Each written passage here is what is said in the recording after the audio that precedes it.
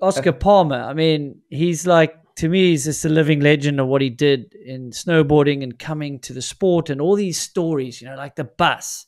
I mean, that's bigger than life. Just having this chrome, full-on rock star bus. And he was living the rock star life, but he backed it up.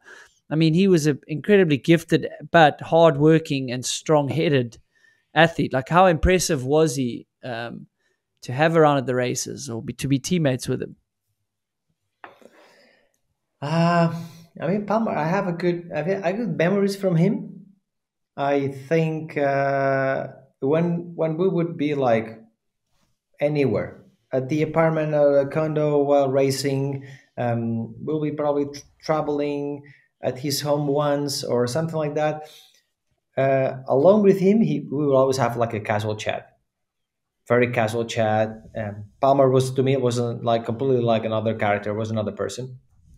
Uh, he was really interested in MotoGP. So he knew I had friends racing the MotoGP back then, the circuit. So Gibernau, Checa, and he was really interested. So, what are those guys doing? I'll love to do this. I would like to to jump on that circuit and being able to race these bikes. And then he had this CVR Honda Super Sport. I think it wasn't a super bike. It was a little bit like a lighter or smaller than a super bike. And he was like so much into GP racing.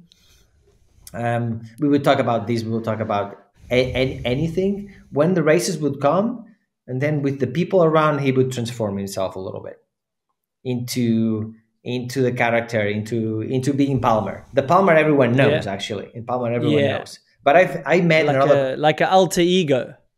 yeah, and a little bit like the like the I say it's like almost like not a caricature of himself, but it's like a he made, yeah, like the he was acting like in a movie, if you want. He would transform himself. He would put up a show.